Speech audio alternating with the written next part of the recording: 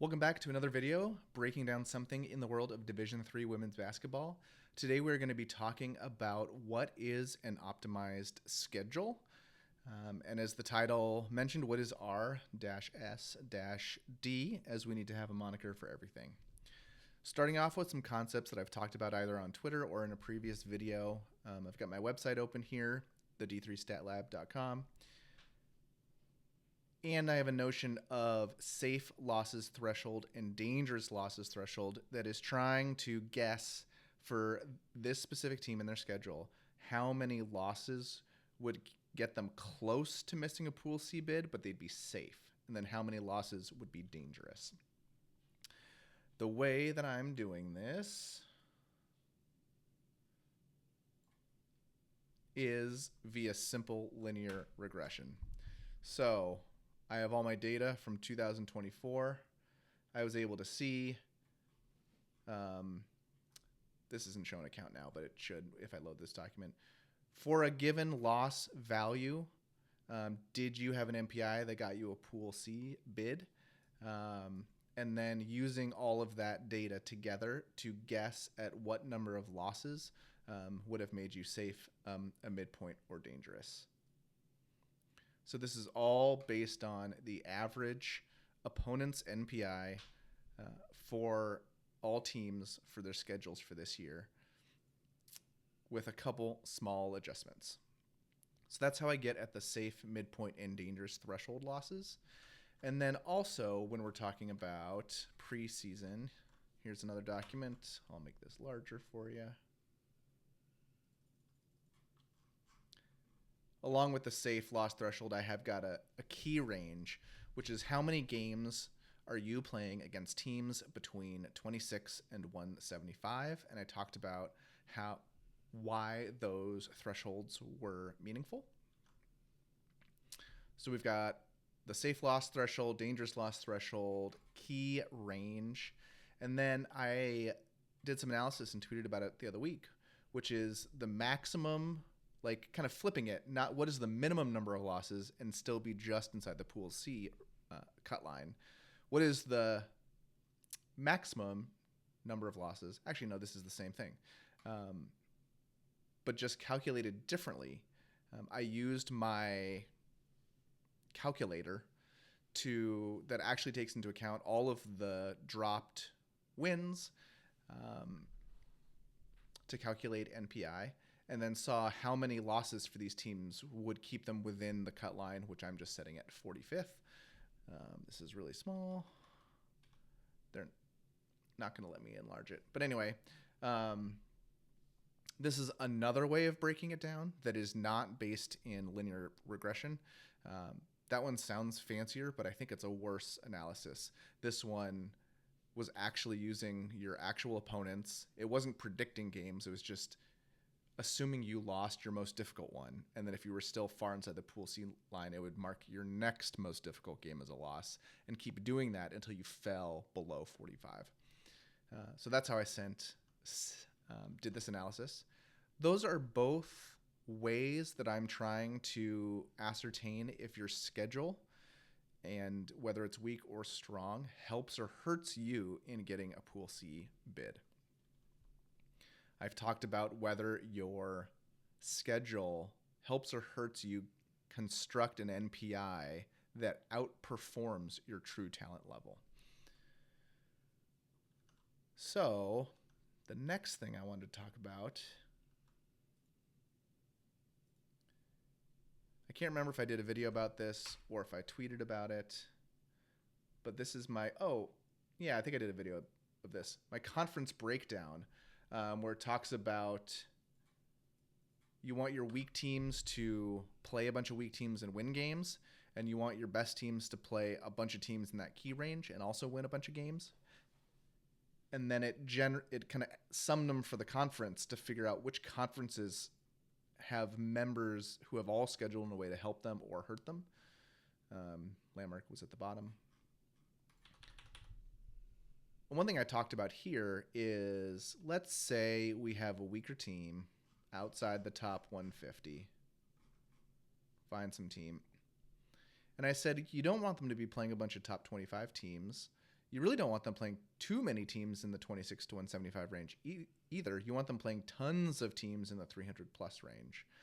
So a team like Brevard, if they end up being a true talent 229th overall, they still play 16 games against teams 300th or worse. And so they might be able to win a bunch of games and maybe have a better NPI than Dubuque, who probably Dubuque has a much harder schedule. Average opponent is 165th versus 297th for Brevard. So that was kind of some of my assumptions there. Well, something happened where I was just messing around with some data here. How can I find these two? Yeah, here they are. I was looking at Stevenson. So Stevenson is a team. I have them 167th in my preseason rankings. A really hard schedule. 5 teams in the top 25 among their opponents, and they don't play a team outside the top 300. So that's one type of schedule. Then we have Framingham State, 162nd in my preseason rankings. Very close to Stevenson at 167. Much harder schedule. They don't play anyone in the top 25. They play 13 teams outside 300. And my assumption would be that if at the end of the year, Framingham State and Stevenson are roughly the same true talent level of a team, that Framingham State will have an NPI way higher than Stevenson. Well, I decided to try this out using the method I talked about here. And I found that for Framingham State and Stevenson, if you just mark them down for expected win-loss, basically losing to anyone better than you and beating everyone worse than you, then Stevenson and Framingham State end up with almost identical NPIs. And that is not what I expected at all. One second here. I expected that if they kind of both had the same kind of season you'd expect looking at their schedules, that Framingham State would have a much higher NPI. As it turned out, it was about a 7 or 8 loss difference that Stevenson's much stronger schedule buys them, which feels like a lot. Oh, Stevenson can lose 7 or 8 games more than Framingham State loses and still have roughly the same NPI. It feels like, oh, my assumptions were right. Framingham State. Well, actually, anyway, forget that last bit. Well, what I found was if you look at the actual games and you kind of pencil in who you think would win, who you think would lose, they end up really similar, even for a very weak and a very strong schedule. And I was not expecting that. So I went further. Let me check my notes. We talked about Stevenson and Moravian, or Stevenson and Framingham State. We talked about the conference breakdown work that I did. So what I did is, using my preseason rankings, I said, what if every team won every game that they were the better team in, the higher preseason rank, and lost every game where they were the lower rank or worse rank. And then I calculated NPI. I just did one iteration, which is not how NPI is ultimately done. They'd probably do 80 iterations or so. I don't know that would change this tons, but I didn't think through that assumption a lot. But I just said, hey, let's make this assumption on their wins and losses and then generate NPI and see how those NPI ranks differ from my preseason ranks and if they are linked to the schedule difficulty or not. So where do I have it? Here we go. Don't look at that. Well, you're going to have, well, no, I don't want you to look at it. So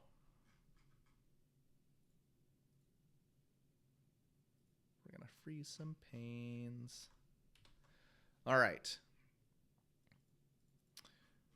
So I found that over all the teams,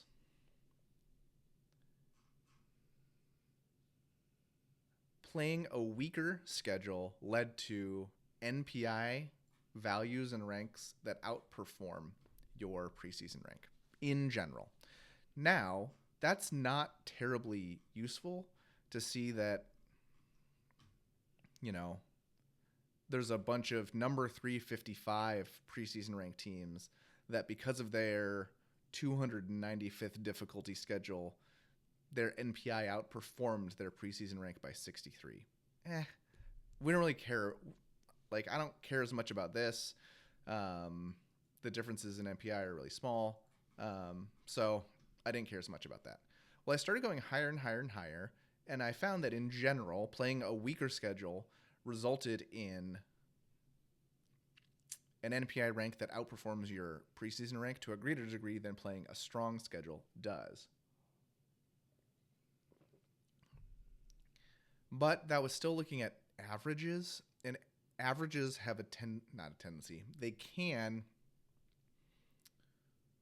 make you unaware of the outliers because a high and a low outlier just get averaged together, and it's often those outliers that are the most interesting. So what I did is I looked at,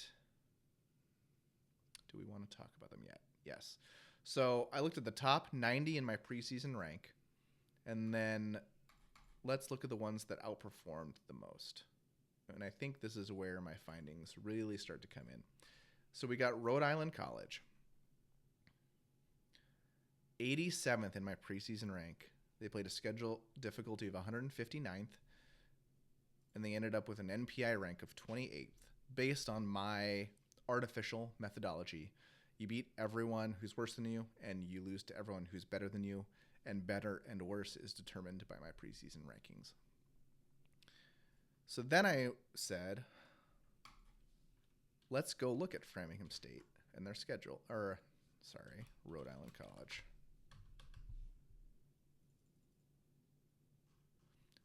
So you can see they lose to 38th preseason ranked Johnson & Wales and 82 Tufts. And they beat everybody else. And there's an astounding number of games. It is what I call the key range. But just teams ranked lower than them, so they get a win, but still pretty high.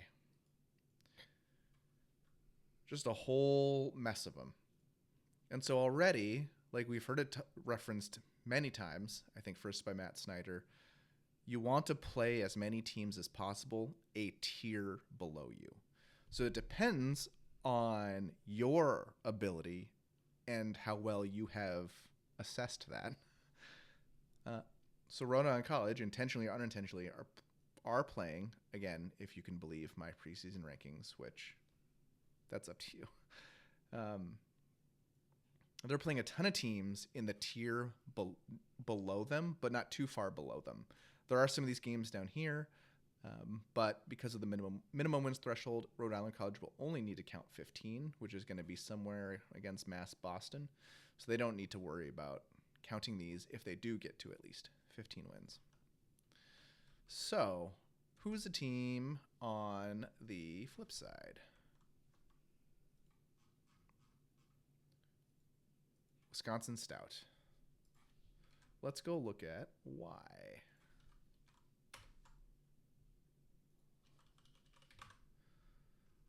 So you can see here, Stout, 81st in my preseason rankings, has a whopping 13 games against teams ranked better than them. They only have really a couple kind of in that same range that Rhode Island College had. And so as a result, they're going to have to count every win because they didn't get to 15. And so if instead of playing, a bunch of, let's say they face team 140 instead of their 4 games against Whitewater and River Falls, obviously that's not going to happen.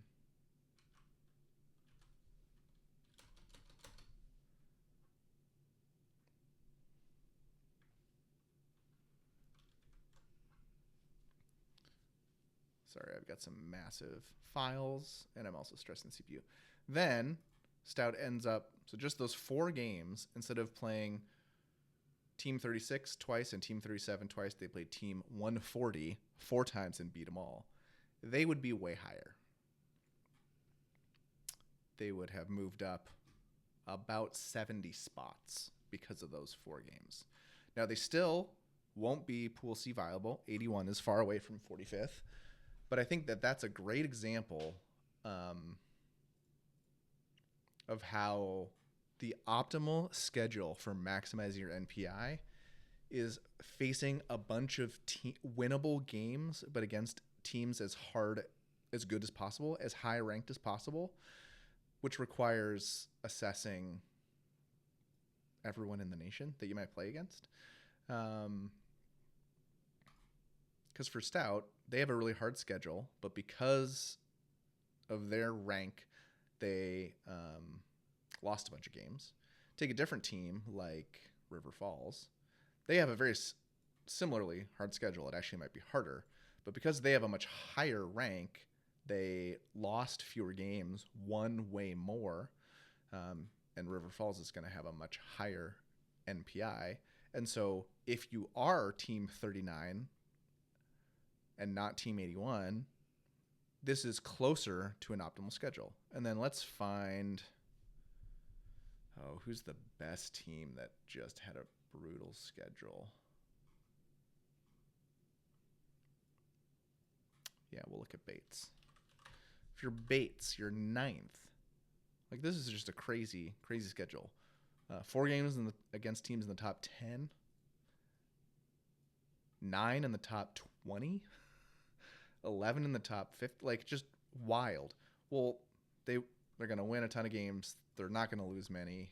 And then at the end of the day, Bates. So you can see they hardly deviated from their result from their preseason ranking, and they ended up 18th in NPI. So, actually, that difference is not what I wanted to talk about. The difference is they differed by 9. And it's because their very, very difficult schedule, I actually have it as the hardest schedule at the moment, makes sense because of their high preseason rank. And again, it doesn't really matter if Bates is as 9th is correct or not, or Stout at 81 is correct or not, because we're not talking about those teams specifically. We're talking about the principle of a team. If they assess themselves as a top 10 team and they're right about it, then if they played a schedule like Bates' schedule, that's a well-scheduled schedule for their own assessment, true talent level. Let's talk about some other teams who scheduled really optimally. So I've got Redlands. This might be my most interesting team right now. Preseason rank of 60. They have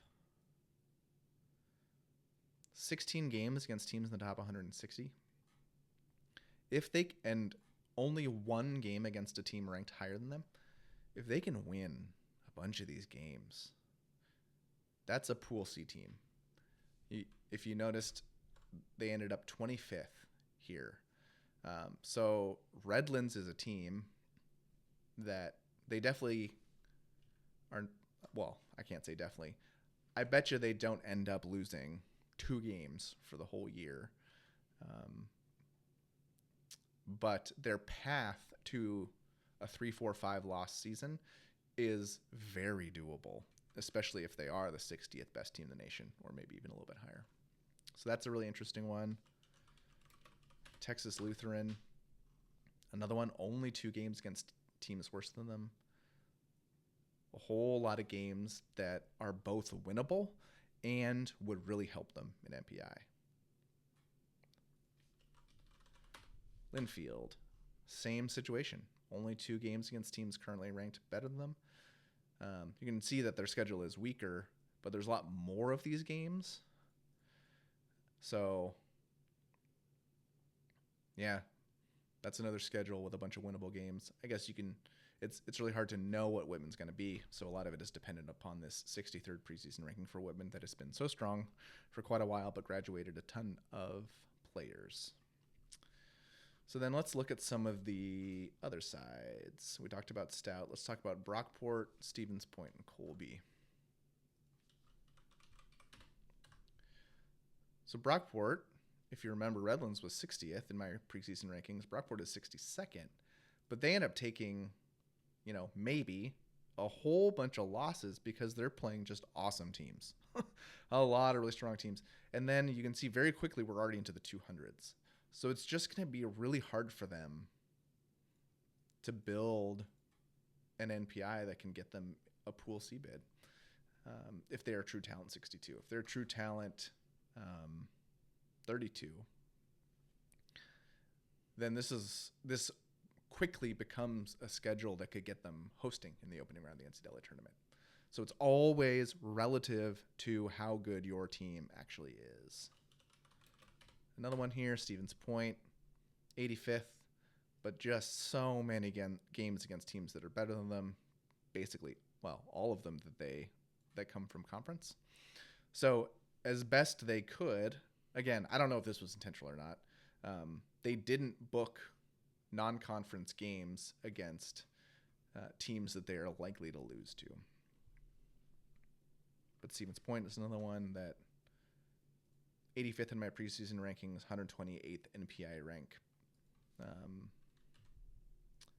NPI rank based off of wins and losses from this very artificial and simple methodology. And then the last one is Colby. So Colby, they are a top 10 team for me, but we'll see if the NESCAC is really the gauntlet that I think it will be. They end up taking a bunch of losses that just, if they're playing team 90 for these 7 games, they probably have a very high win probability, even against a team number 90th in the nation, and they would just clean up an NPI. So it just shows, when people talk about, how can the NESCAC or the Wisconsin Intercollegiate Conference get 4 or 5 teams in?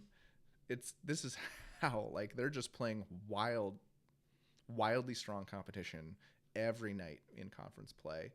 And so any amount of wins is very impressive.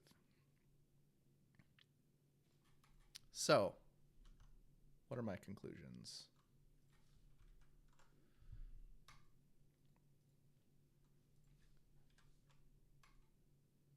Let's bring up my conference breakdown.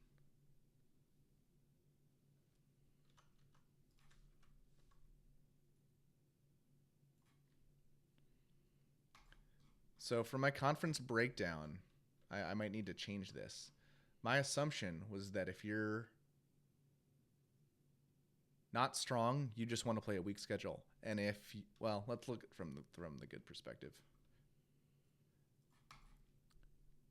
That if you're strong, you want to play a very strong schedule, because it just gives you much more upward mobility and margin for error. But what I found was that it's not just purely play a hard schedule if you think you're good. You still need to be mindful of who you're playing. And so basically the principle doesn't depend on if you're good or bad. It just says, it kind of does indirectly. You should be playing as many games as possible against teams that are worse than you, but as small of a difference as you can. And the reason for that is NPI rewards winning and winning against good teams, and those are always going to be inversely related. The better of a team that you play, the less of a chance you have of winning the game. Your win probability goes down as you move up that better team scale, but there's still a point at which you still get a lot of wins, but you're playing strong teams, and that range is relative to each team's ability. So going back to the title, RSD, that's the relative schedule distribution. And that's the huge thing that matters when scheduling, is that an optimized schedule distribution relative to your own ability, true talent level, is teams in that range just below you. And I'd say it's not going to be a finite range of, say, 20 spots, 30 spots, 40 spots. Yeah, there's nothing finite on that front. Some really interesting schedules to look at. We don't need you. We don't need you. Watch out for Mary Hardin Baylor this year. I don't have them playing a single team ranked better than them or even within 20 spots of them. But they have a ton of games that would really count well for them in NPI. This is a team that if they are around that top 10 in the nation on true talent level, they will be hosting in the NCAA tournament. And they could theoretically make it like an uncomfortable situation when we come to sectional hosting, because I think the schedule is set up for a top 10 team to put together a top 4 NPI. So that's one to look at.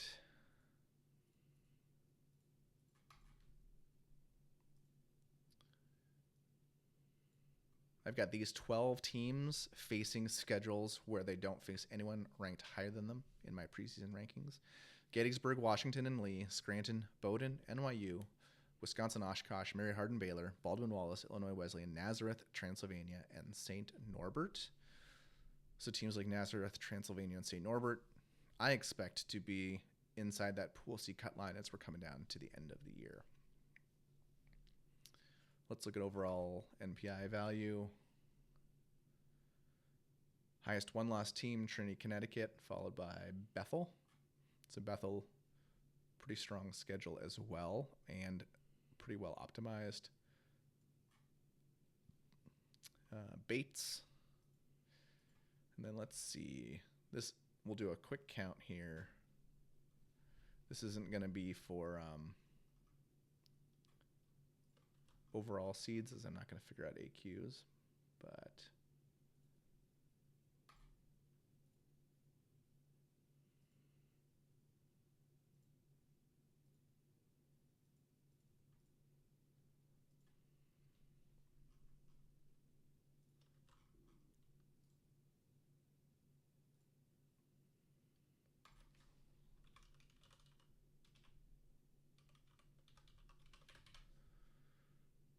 which conferences are getting multiple bids in? 5 for the NESCAC. No one with 4. 3 for the WIAC and the UAA.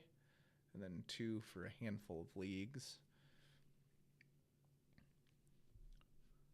Really interesting to see some teams right around that cut line. Catholic, Wisconsin River Falls, DePauw, Merchant Marine, Amherst, Hamilton, Messiah, Montclair State, Colorado College, Southern Virginia, Ripon, Washington, Jefferson, Roger Williams. So yeah, I think that sums it up. It's not just about playing an easy schedule or a hard schedule. Is it the strongest possible but relatively easy based on your true talent level is what creates an optimized NPI for every team. Thanks for tuning in. Would love to hear comments and have likes and subscribes, and let us know if you have topic ideas or anything else related to D3 women's basketball.